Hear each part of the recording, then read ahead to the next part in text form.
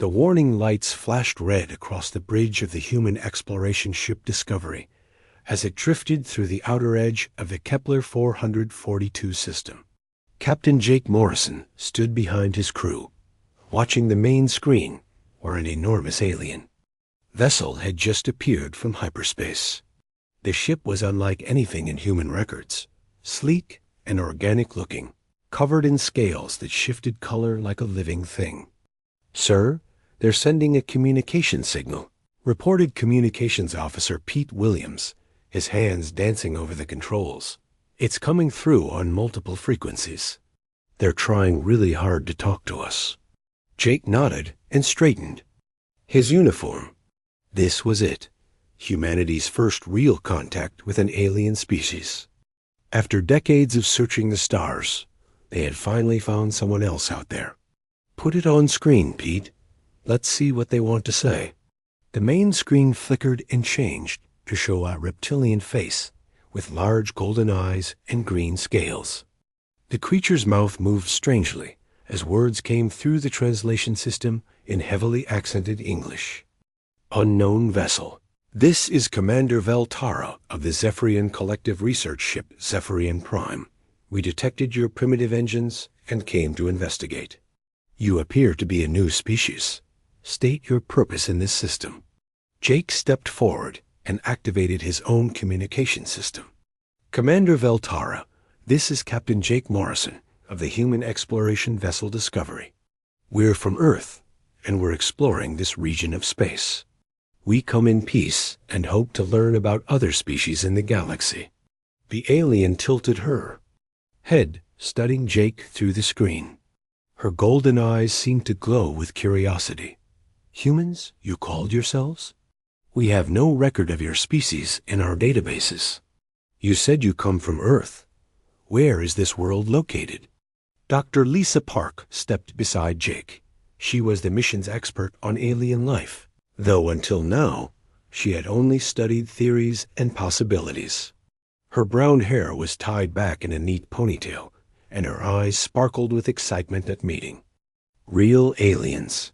Commander Veltara, Earth is located in what you might call the Sol system, about 47 light-years from here. We've been traveling for several months to reach this area." Veltara's eyes widened with what looked like surprise. 47 light-years? In several months? Your technology is more advanced than your ship design suggests.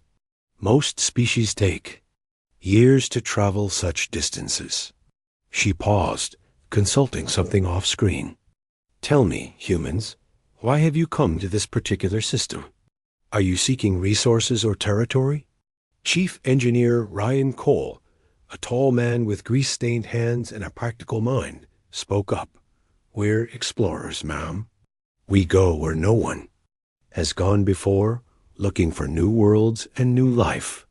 This system caught our attention because of the unusual energy readings from the fourth planet." The alien's expression changed completely. Her golden eyes grew wider, and her scales shifted to a darker green color. She looked genuinely frightened. "The fourth planet? You mean Zerian Prime? You must not go there, humans. That world is forbidden. It is a death world of the highest classification." Jake exchanged glances with his senior staff. Dr. Park leaned forward with interest. "Death world? What makes it so dangerous, Commander?" Veltara's voice became urgent, almost pleading. "Zerian Prime is home to the most feared predator in known galactic space, the Shadowmaw Titan. For over 3,000 years, every species that has encountered these creatures has either fled immediately or been completely destroyed.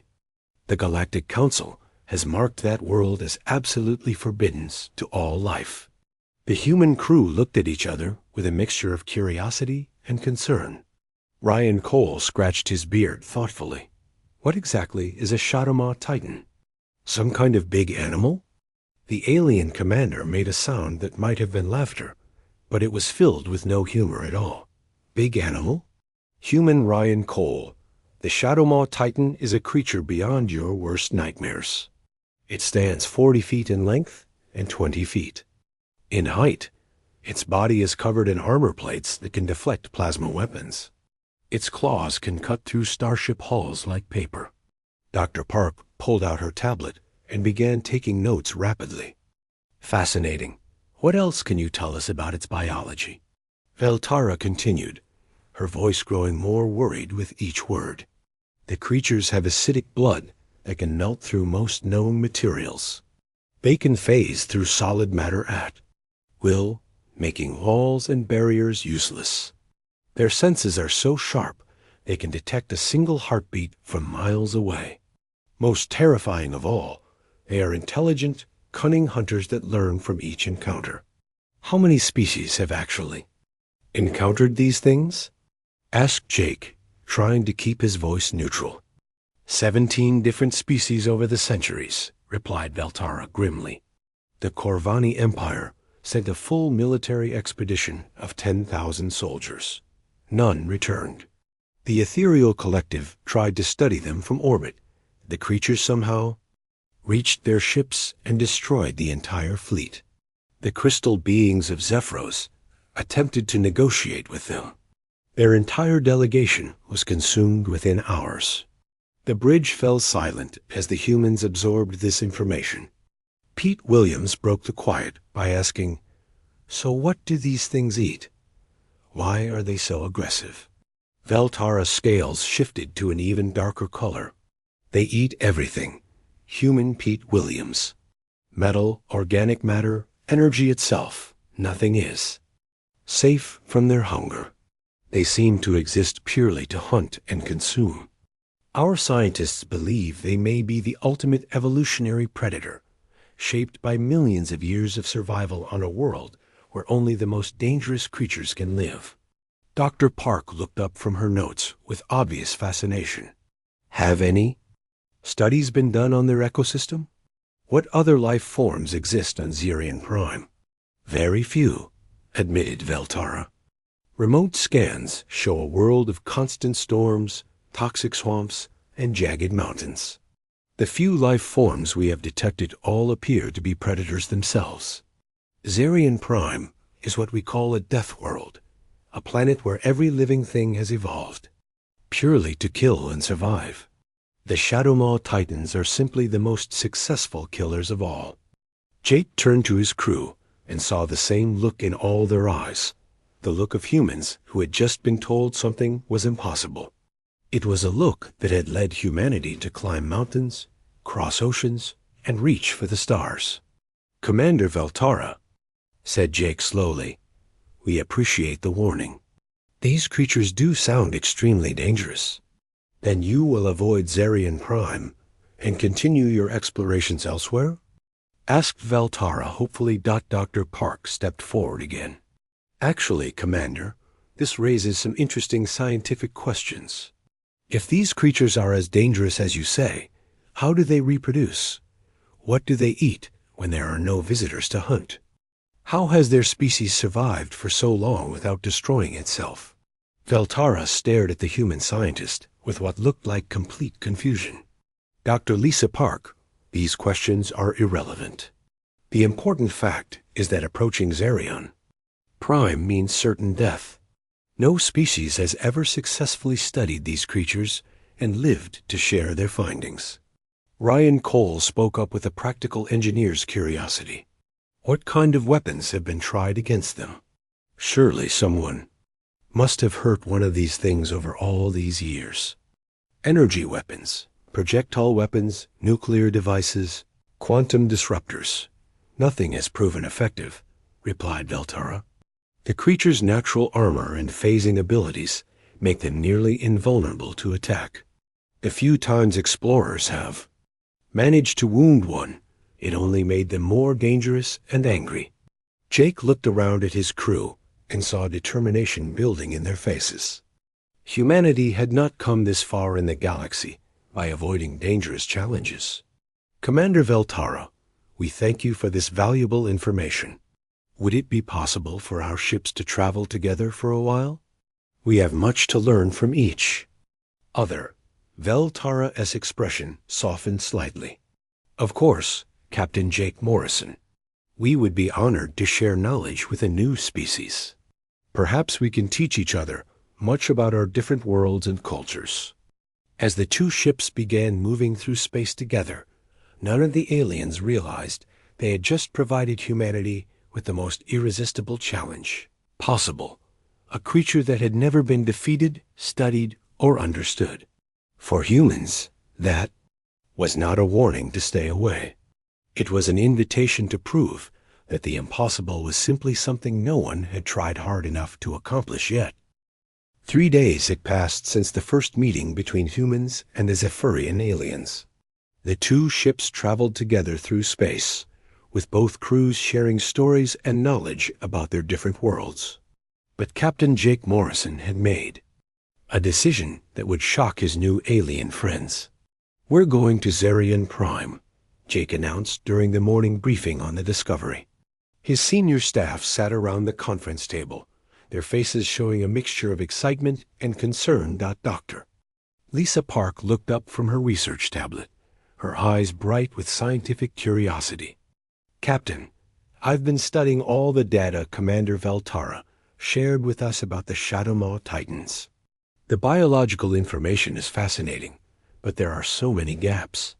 We could learn incredible things about evolutionary adaptation and predator behavior." Chief Engineer Ryan Cole leaned back in his chair and crossed his arms.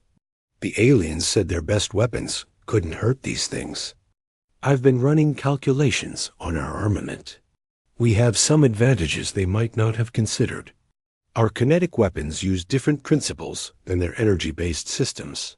Marine Sergeant Amy Walsh, a tough woman with short blonde hair and scars from previous missions, spoke with professional calm. "Sir, my team has been training for hostile environment operations. We've faced dangerous predators on other worlds. With proper planning and tactics, we can handle whatever this planet throws at us." Jake nodded at each of his officers. "I know. It sounds crazy, but think about what we could accomplish. Humanity would be the first species to successfully study these creatures. The scientific and strategic value would be enormous." Communications Officer Pete Williams raised his hand nervously. "Captain, what are we going to tell Commander Veltara? She made it very clear that going to Zerion Prime is suicide." "We tell her the truth," replied Jake firmly. "We're explorers and scientists. This is what humans do. We go where others fear to go, and we learn what others think cannot be learned." 2 hours later, Jake stood on the bridge facing the main screen where Commander Veltara appeared. When he explained the human decision to visit Zerion Prime, the alien's reaction was exactly what he expected. Veltara's golden eyes grew wide with horror, and her scales shifted to a deep red color that seemed to indicate extreme alarm. "Captain Jake Morrison, you cannot be serious. I have explained the dangers of Zerion Prime. No species has ever survived an encounter with the Shadowmaw Titans." "Commander, we understand the risks," Jake replied calmly. "But humans have a saying, 'Nothing ventured, nothing gained.' We believe that with proper preparation and tactics, we can study these creatures safely." "Safely?" Veltara's voice rose in pitch. "There is no safety on that world. The very atmosphere is toxic to most life forms. The storms can tear apart starships, and the Shadowmaw Titans are beyond your comprehension of danger." Dr. Park stepped forward politely. "Commander Veltara, we appreciate your concern for our safety. But consider the scientific benefits if we succeed. We could gather data that helps protect other species from these creatures in the future." Veltara stared at the human scientist as if she were looking at someone who had lost their mind completely. "Dr. Lisa Park, there is no if we succeed. There is only certain death. I cannot allow the Zephyrian Collective to be responsible for the extinction of a newly discovered species." "Then don't be responsible," said Jake with a slight smile. "We're making this choice on our own. But if you want to observe from a safe distance, you might learn something too." After several more minutes of argument, Veltara reluctantly agreed to follow the human ship to Zerion Prime, but only to record the final moments of humanity for galactic historical records. She clearly believed she would be witnessing the end of the human species. The journey to Zerion Prime took 18 hours. During that time, the human crew prepared for what might be the most dangerous mission in their species' history. Sergeant Walsh gathered her Marine team in the armory to check their equipment. "Listen up, people," Walsh addressed her squad of 6 Marines. "We're going hunting for something that has killed thousands of aliens over the centuries." Marksman Tony Garcia: "I want you studying every piece of data we have on these creatures' anatomy. Find the weak spots." Tony Garcia, a quiet man with steady hands and sharp eyes, nodded as he cleaned his precision rifle. "Sergeant, from what I can see in the alien records, these things have thick armor plating, but there might be gaps at the joints. If I can get the right angle, I might be able to find soft tissue." Demolitions expert Ben Carter was examining his explosive devices with professional care. "Sarge, the aliens said these creatures can phase through solid matter, but they have to become solid to attack, right? If we can time our explosives right, we might catch them when they're vulnerable." "That's the kind of thinking we need," replied Walsh approvingly. "Heavy weapons specialist Dan Murphy, what do you think about our firepower?" Dan Murphy, a large man who carried the squad's biggest guns, grinned confidently. "Sergeant, we've got enough explosive rounds to level a small mountain. If these things bleed, we can kill them." Meanwhile, in the ship's laboratory, Dr. Park worked with the Discovery's computer systems to analyze every piece of available data about Zerion Prime and its deadly inhabitants. She had enlisted the help of biologist Kate Stevens, a young scientist who specialized in predator behavior. "Kate, look at these movement patterns the aliens recorded," said Dr. Park, pointing at her screen. "The Shadowmaw Titans don't just attack randomly. There's a hunting strategy here. They're intelligent predators, which means they can be predicted and outsmarted." Kate Stevens studied the data carefully. "Dr. Park, you're right. See how they circle their prey before attacking? And they seem to test defenses first with smaller probes. They're cautious hunters, not mindless killers." "Exactly," agreed Dr. Park. "That gives us an advantage.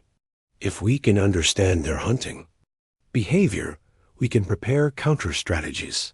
In the engineering section, Ryan Cole worked with his team to modify the Discovery's weapons and defenses. They had been studying the alien reports about failed weapons and were developing new approaches. "The problem with the alien weapons," Cole explained to his engineering crew, "is that they relied on energy-based systems. Our kinetic weapons use physical projectiles that can't be phased through. A solid metal bullet moving at high speed should hit these creatures even when they're trying to phase." Chief Technician Bob Martinez nodded thoughtfully. "Chief, what about using their acidic blood against them? If we can puncture their internal acid sacs, maybe we can cause internal damage." "Good thinking, Bob," replied Cole. "We'll modify some of our ammunition to be designed for maximum penetration and internal damage." As the Discovery approached Zerion Prime, the planet appeared on their screens like something from a nightmare. The world was covered in constant storms, with lightning flashing continuously through thick clouds. The surface was barely visible through the toxic atmosphere, but what they could see showed jagged mountains, dark swamps, and no signs of peaceful life anywhere. Commander Veltara's voice came through the communication system, filled with desperate worry. "Captain Jake Morrison, this is your last chance to change your mind. Please reconsider this madness. Your species has so much potential. Do not throw it away on this doomed mission." Jake looked around his bridge at his crew. He saw determination. In every face, the same look that had driven humans to explore dangerous places throughout their history. "Commander Veltara, we thank you for your concern. But this is what humans do. We'll be in contact from the surface. From the surface? Veltara's voice rose to almost a shriek. You're actually going to land on that death world? No species has ever attempted to establish a ground presence on Zerion Prime. Then we'll be the first, replied Jake calmly. Discovery, take us down. As the human ship began its descent through the toxic storms of Zerion Prime, the Zephyrian crew watched in amazement and horror. They were witnessing something unprecedented in galactic history, a species willingly entering the domain of the most feared predators in known space. On the Discovery's bridge, Jake stood with his crew as they penetrated the planet's atmosphere. Lightning struck their shields, toxic winds buffeted their hull, and the surface grew larger and more threatening with each passing moment. Beginning surface scan for a landing site, reported Pete Williams. Looking for solid ground near the creature's known territory. Sir, said Dr. Park, checking her instruments, I'm detecting movement signatures about 12 miles from our intended landing zone. Large creatures, moving in patterns consistent with the Shadowmaw Titan behavior profiles.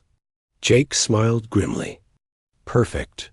Set us down within walking distance, but not close enough to trigger an immediate attack. We're going hunting. The Discovery touched down on Zerion Prime with a gentle thud, becoming the first ship in galactic history to successfully land on the Forbidden's death world. Through the viewports, the crew could see a landscape of twisted rock formations, bubbling swamps under a sky filled with perpetual storms. They had arrived in the domain of the galaxy's most feared predators, and they intended to do what no other species had ever even attempted.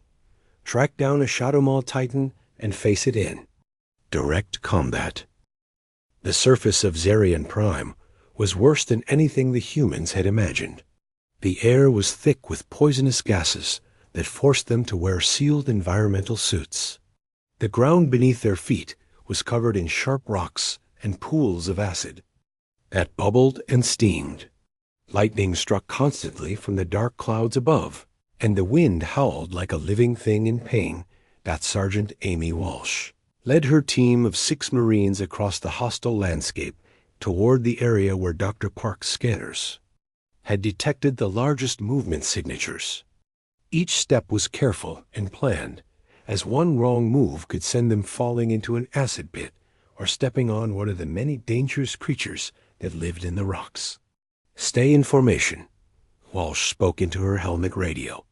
Tony, keep your eyes on those ridge lines. Ben, watch for any signs of underground movement. These things are supposed to be able to pop up anywhere. Tony Garcia moved with his sniper rifle ready, scanning the twisted landscape through his scope. Sergeant, this place gives me the creeps. Everything here looks like it was designed to kill us. That's because it was, replied Dr. Park's voice. To their communication system. She was monitoring their progress from the Discovery, along with Captain Morrison. Millions of years of evolution have turned this entire planet into a death trap. The Shadowmaw Titans are just the most successful survivors. Ben Carter carried his pack of explosives carefully as he studied the ground. Doc, how big did they aliens say these things were again? Because I'm seeing tracks here that look like they were made by something the size of a building. Dr. Park checked her data. 40 feet long, 20 feet tall, weighing approximately 50 tons. The tracks you're seeing are probably fresh. The acid rain would dissolve older ones. Heavy weapons specialist Dan Murphy adjusted his massive gun and grinned inside his helmet. 50 tons of angry monster? Sounds like a fair fight to me. The team moved through a narrow canyon between 2 towering rock walls. The walls were covered in strange markings that looked like claw marks, but each scratch was deep enough for a human to climb inside.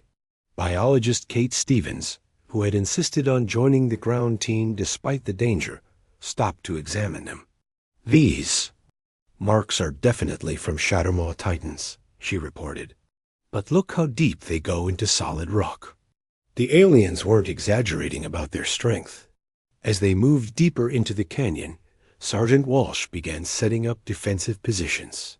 Her military training told her this was the perfect place for an ambush they could control the creature's movement and focus their firepower on a single target. Ben, I want explosive charges placed at these 3 choke points, she ordered, pointing to narrow sections of the canyon. If this thing is as big as they say, it won't be able to avoid them. Already on it, Sarge, replied Carter, pulling out his demolition equipment. I'm setting these for remote detonation. We can trigger them exactly when we want maximum damage. Tony Garcia climbed up to a high position on the canyon wall where he could see the entire area. Sergeant, I've got a perfect overwatch position.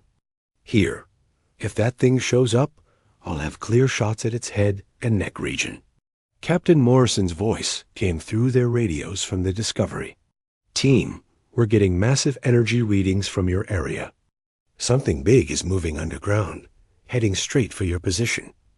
Dr. Park's excited voice followed immediately after. The movement pattern matches exactly what the aliens described. It's a Shadowmaw Titan, and it's hunting you. Get ready. High. Above in orbit, Commander Valtara watched the human activities with growing horror. Her crew had never seen anything like this in their 3,000 years of galactic exploration. Instead of running away from danger, these strange creatures were actually setting traps for the most feared predator in known space. Commander, said her science officer, the humans appear to be establishing an ambush position. They're actually planning to fight the Shadowmaw Titan. Valtara's scales had turned completely black with fear and amazement. This is madness beyond understanding. No species fights Shadowmaw Titans. They run, they hide, they pray to escape. But these humans, they hunt the hunters. Back on the surface, the ground began to shake with heavy footsteps. The sound echoed through the canyon like thunder, getting closer and stronger with each step. Small rocks fell from the canyon walls, and the pools of acid began to bubble more violently. Contact, shouted Tony Garcia from his high position. I can see it coming around the bend. Holy mother of... This thing is huge. The Shadowmaw Titan emerged from around a rocky corner like something from humanity's worst nightmares. It stood 20 feet tall at the shoulder, with armor plating that looked like black metal covering its entire body. Its head was massive, filled with teeth the size of sword blades. 6 legs carried its enormous weight, each one ending in claws that could tear through starship hulls. Its eyes glowed red in the darkness, and acid dripped from its mouth, hissing when it hit the ground. Open fire, commanded Sergeant Walsh. The canyon exploded into noise and light as the human weapons began firing. Tony Garcia's precision rifle cracked repeatedly as he aimed for the creature's eyes and mouth. Dan Murphy's heavy weapon sent explosive rounds slamming into the creature's chest armor. The other Marines concentrated their fire on its legs, trying to slow its advance. The Shadowmaw Titan roared with a sound that made the canyon walls shake. The noise was so loud it overloaded the humans' audio systems. But instead of falling, down dead like every other creature the humans had ever fought, the monster kept charging forward. The armor's too thick, shouted Garcia. My shots are bouncing off. Keep firing, replied Walsh. Ben, detonate charge 1. The first explosion rocked the canyon as Ben Carter triggered his explosives. The blast caught the creature's front legs, and for a moment it stumbled. But then something happened that made the humans understand why this creature was so feared throughout the galaxy. The Shadowmaw Titan began to fade, becoming see-through like a ghost. The humans' bullets and explosive rounds passed right through it without causing any damage. It was phasing through solid matter, just like the aliens had warned. It's going ghostly, yelled Murphy. Our weapons can't hit it when it does that.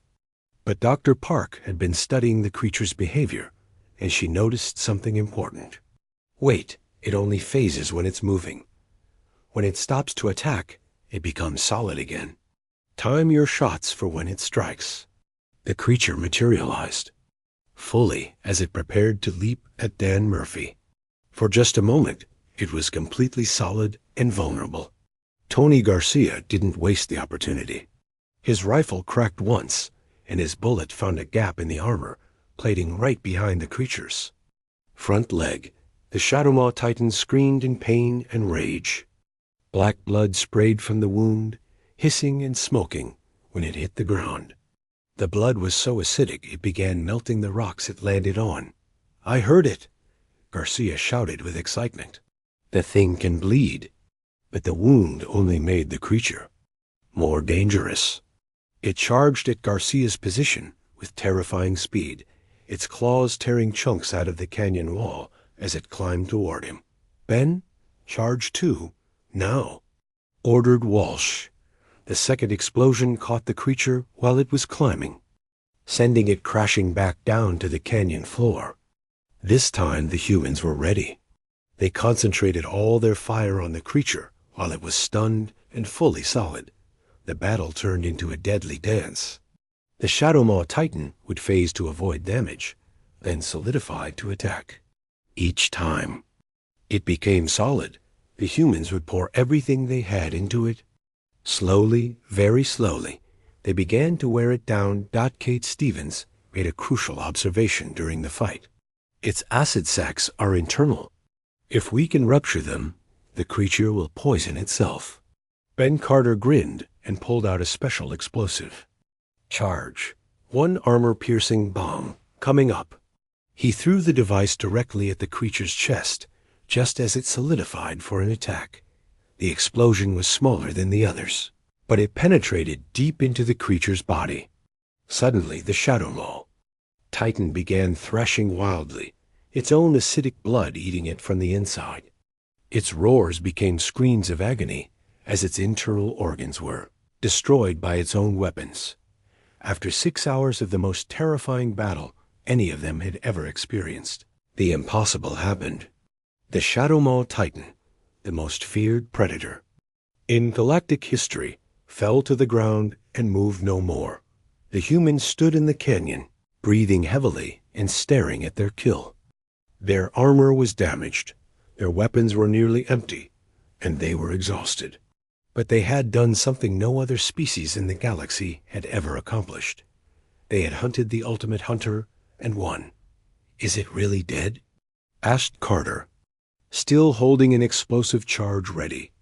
Tony Garcia kept his rifle aimed at the creature's head. Only one way to find out. He fired a single shot at the creature's eye. There was no reaction. "It's dead," confirmed Dr. Park, checking her scanners. "From the ship. Life signs are negative. You actually killed a Shadowmaw Titan." Above them in orbit, the Zephyrian crew sat in complete silence. They had just witnessed something that challenged everything they thought they knew about the universe. The humans had not only survived an encounter with a Shadowmaw Titan, they had deliberately hunted one down and killed it. Commander Veltara stared at her screens with her mouth open. Her scales had turned completely white. The dead Shadowmaw Titan lay in the canyon like a fallen mountain. Its massive body stretched 40 feet from nose to tail, and even in death it looked terrifying. The humans gathered around their kill with a mixture of exhaustion and amazement. They had actually done it. They had killed the galaxy's most feared predator. Dr. Lisa Park was the first to approach the creature's body. She pulled out her scanning equipment and began taking readings while the Marines kept their weapons ready, just in case. "This is incredible," she said, her voice filled with scientific excitement. "The biological complexity is beyond anything we've seen before." "Doc, please tell me you're not thinking about dissecting that thing," said Tony Garcia, wiping sweat from his forehead. "It took us 6 hours to kill it. I don't want to find out what happens when we start cutting it open." Dr. Park laughed as she took samples of the creature's blood with special protective containers. "Actually, Tony, That's exactly what I'm thinking about. But not dissection. I want to know if this thing is edible. The Marines stopped what they were doing and stared at her. Sergeant Walsh spoke first.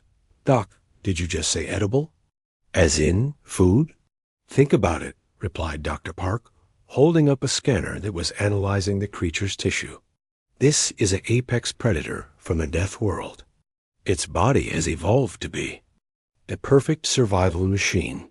The muscle density readings are off the charts, and the protein content is incredible. If it's not toxic to humans, this could be the most nutritious meat in the galaxy. Ben Carter shook his head in disbelief. Doctor, that thing just tried to kill us for 6 hours straight. And now you want to eat it? Dr. Park grinned. Ben, where I come from on Earth, we have a saying, if you can kill it, you can grill it. This creature might be the ultimate source of protein and nutrients. We could be looking at a food source that would make humanity stronger and healthier. Kate Stevens, the biologist, was examining the creature's claws and teeth. Lisa, the preliminary scans look promising. The muscle tissue is clean of toxins, and the protein structures are compatible with human digestion. But we should be very careful about preparation methods. Captain Morrison's voice came through their radios from the Discovery. Team, we're getting some very interesting communication signals from the Zephyrian ship. Commander Veltara wants to speak with us immediately. She sounds pretty upset. On our way, Captain, replied Sergeant Walsh. But we're bringing samples. Back with us. If Dr. Park is right about this meat, we might have made the discovery of the century. The team carefully loaded tissue samples and portable equipment onto their transport and headed back to the Discovery. As they traveled across the hostile landscape of Zerion Prime, they could see other Shadowmaw Titans in the distance. The creatures seemed to be watching them, but none approached. It was as if the death of one of their kind had sent a message to the others. Back on the Discovery, Dr. Park immediately took her samples to the ship's laboratory. She was joined by Chef Specialist Maria Santos, who had been brought on the mission to study possible alien food sources.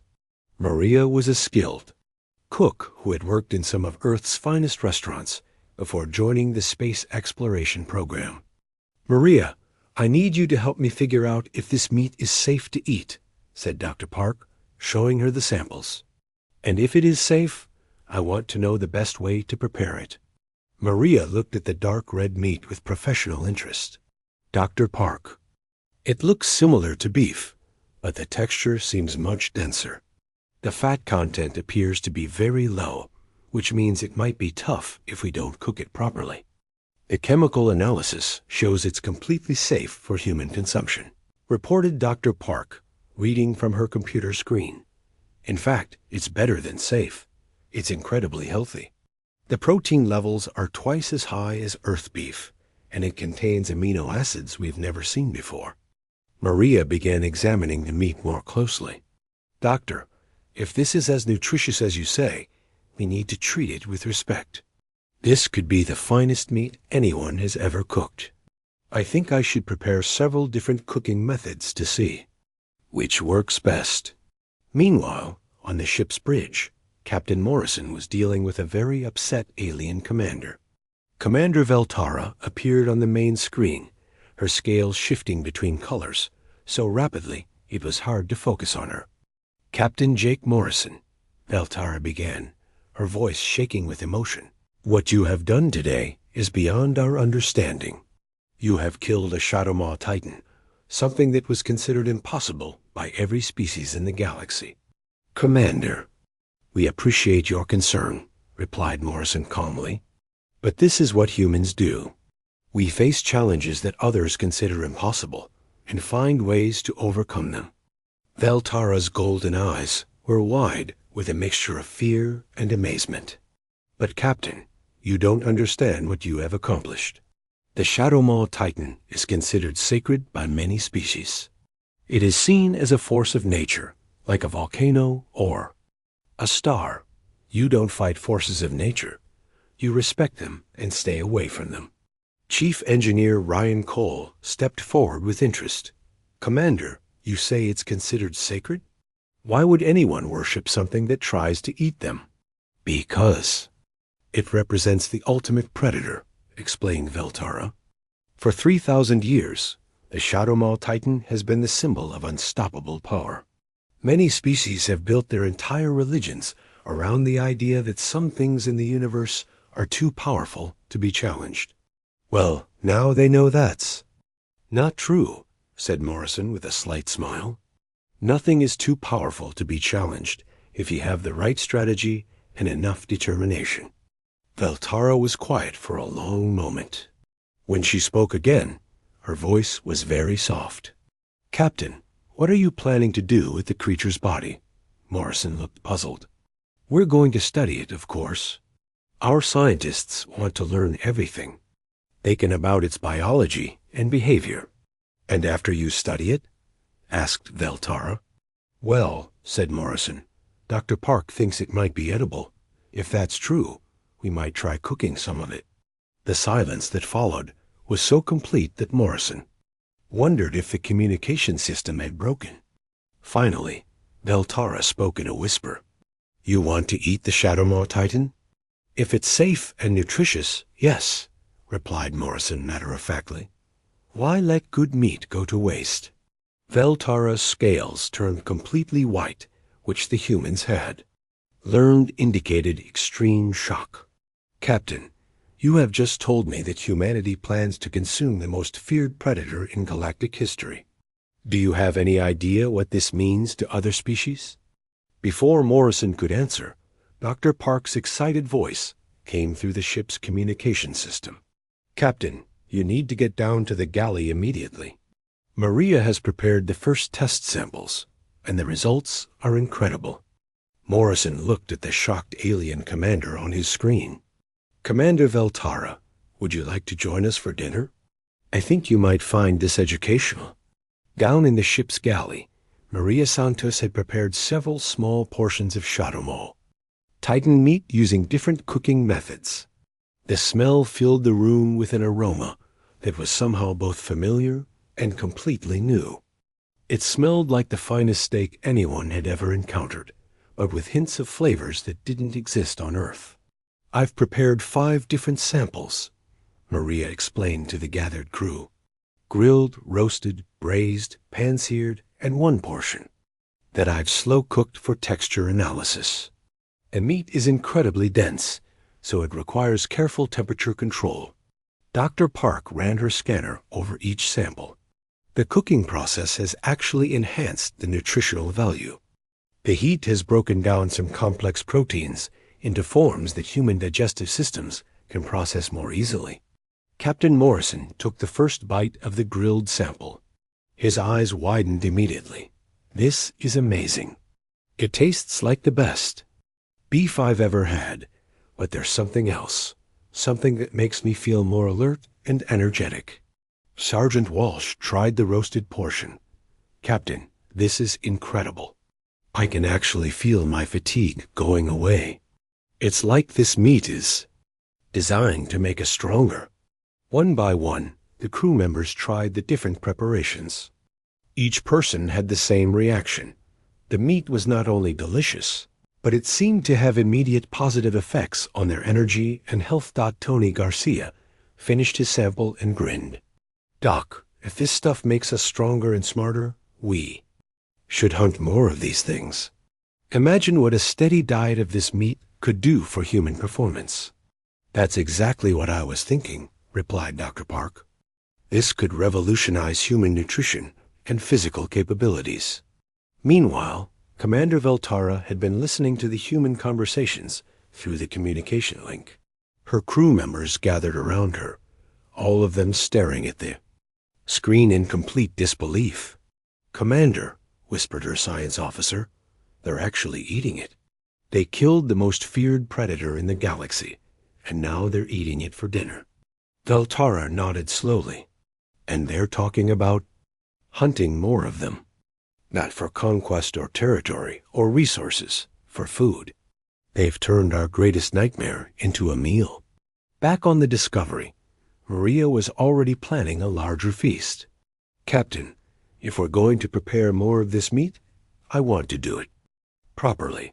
This deserves to be treated as the finest cuisine in the galaxy. I'm thinking of preparing a formal dinner to celebrate our victory. An excellent idea, agreed Morrison. We should invite Commander Veltara and her crew. The main dining hall of the Discovery had been transformed into something special. Chef Maria Santos had spent the entire day preparing what she called the galaxy's most exclusive barbecue. Long tables were set up with the ship's finest plates and utensils. The smell of cooking chaudement, Titan meat filled the air with an aroma that made everyone's mouth water. Captain Jake Morrison stood at the head of the main table, wearing his dress uniform for the occasion. This wasn't just dinner. This was history being made. Around him, his crew members were also dressed in their best clothes, treating the event with the respect it deserved. Ladies and gentlemen, Morrison announced to his crew, tonight we celebrate not just our victory over the Chaudement Titan, but the fact that humanity has once again proven that there are no impossible challenges, only challenges that haven't been properly approached yet. The crew cheered and applauded. They had all tasted the small samples earlier, and everyone was eager to experience a full meal prepared by Maria's expert hands. The cook had outdone herself, creating a feast that would have impressed the finest restaurants on Earth. Dr. Lisa Park entered the dining hall carrying a large platter. On it was the centerpiece of the meal, a perfectly grilled Chaudement Titan. Steak that was bigger than anything any of them had ever seen. The meat was dark red with perfect grill marks, and it smelled like the finest beef enhanced with flavors that didn't exist anywhere else in the universe. This is a 20-pound steak. From the creature's primary muscle group, Dr. Park explained as she set it down on the main table. The protein density is so high that a few ounces of this meat contains more nutrition than most people eat in an entire day. Sergeant Amy Walsh looked at the massive steak with professional appreciation. Doc, after eating those samples earlier, I feel like I could take on another one of these monsters with my bare hands. This stuff is like superfood. Tony Garcia nodded in agreement. Sarge, I've been checking my reaction times since we ate those test portions. They're 30% faster than normal. This meat doesn't just taste good, it actually makes us better at everything we do. Maria brought out dish after dish, each one more impressive than the last. There were tender Chaudement ribs that had been slow-cooked for hours until the meat fell off the bone. She had prepared a rich stew using the creature's organ meat, which tasted like the finest delicacy anyone had ever experienced. There were even decorative dishes that used the creature's bioluminescent scales as garnish, making the entire table glow with soft blue light. Maria, this is incredible, said Chief Engineer Ryan Cole, examining a portion of roasted meat that seemed to shimmer with its own inner light. How did you make it look so amazing? The creature's natural biology provides most of the visual effects, Maria replied proudly. The bioluminescent properties remain active even after cooking, so the meat actually glows when prepared properly. I've never worked with ingredients like this before. Ben Carter was studying a bowl of soup made from the creature's bone marrow. Chef, this soup tastes like it was made by the gods themselves, and I can feel it making me stronger with every spoonful. That's because it probably is, said Dr. Park, checking her tablet full of nutritional data. The bone marrow contains compounds that enhance human muscle development and brain function. We're not just eating dinner, we're upgrading our biology. Captain Morrison activated the ship's communication system to contact the Zephyrian vessel. Commander Veltara, we're about to begin our celebration dinner. Would you and your crew like to join us? We have more than enough food to share. The main screen activated to show Commander Veltara and several of her crew members. The aliens looked like they were staring at something beyond their comprehension. Veltara's scales were shifting through colors so rapidly it was difficult to focus on her. Captain Jake Morrison, Veltara said in a voice that shook with emotion. Are you truly inviting us to participate in consuming the Shadowmaw Titan? Of course, replied Morrison cheerfully.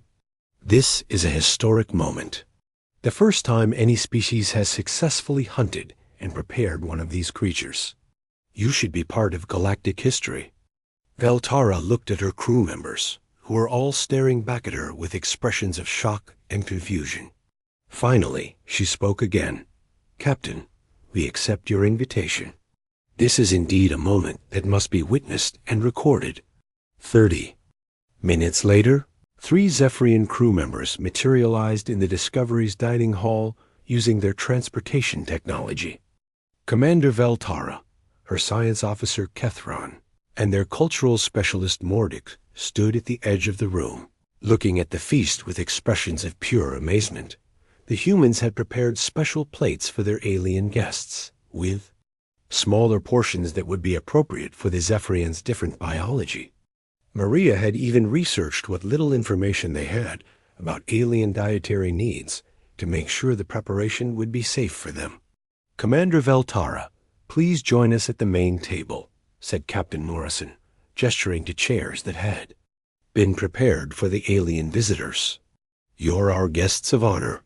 Veltara moved slowly toward the table, her golden eyes fixed on the glowing meat that covered every surface. Captain, in 3,000 years of galactic exploration, no species has ever done what you accomplished today. And now you celebrate by consuming your victory. That's what humans do, said Dr. Park with a smile. We don't just defeat our challenges. We learn from them, adapt to them, and find ways to benefit from them. This creature tried to kill us, so now it's going to make us stronger and healthier. Kethrin, the Zephyrian science officer, spoke in a whisper. Dr. Lisa Park, our records show that 17 different species have encountered Shadowmaw Titans over the centuries. All of them either fled immediately or were completely destroyed. None of them ever considered the possibility of hunting these creatures. Then they were thinking about the problem wrong, replied Sergeant Walsh matter-of-factly. Every predator has weaknesses. You just have to be smart enough to find them and brave enough to exploit them. Captain Morrison raised his glass of earth. Wine in a toast. To the crew of the Discovery, who proved that humanity fears no challenge. To our new Zephyrian friends, who had the wisdom to warn us and the courage to witness history. And to the Shadowmaw Titan, who provided us with the finest meal in galactic history. The humans cheered and began eating with enthusiasm. Commander Veltara looked at the small portion of meat on her plate with obvious nervousness. The idea of eating the galaxy's most feared predator went against everything her species believed about respecting dangerous forces. Commander, said Maria gently, I prepared your portion very carefully. The meat is completely safe and very mild in flavor. Think of it as a scientific experiment. Veltara picked up a small piece with her eating utensil and examined it closely. The meat glowed softly with blue light, and the smell was unlike anything in Zephyrian cuisine. Finally, she placed it in her mouth and chewed slowly. The effect was immediate. Veltara's eyes widened with surprise, and her scales shifted to a bright gold color that indicated pleasure and amazement. This is extraordinary, she said quietly. The flavor is beyond description, and I can feel effects throughout my body. It's as if the meat contains pure energy. Her crew members watched her reaction and then tried their own portions. Each alien had the same response, amazement at the taste and immediate positive effects on their health and energy levels. Captain Morrison, said Mordic, a cultural specialist, you have accomplished something that will change galactic civilization forever. You have transformed the ultimate symbol of fear into a source of nourishment and strength. Dr. Park was already making plans for the future. Commander Veltara, we'd like to establish a permanent research station here on Zirian Prime. We want to study the entire ecosystem and learn more about these creatures. With proper hunting techniques, we could provide this nutrition to human colonies throughout the galaxy. Veltara nodded slowly as she processed this information. Dr. Park, you're talking about turning a forbidden death world into a source of food production. The cultural implications are staggering.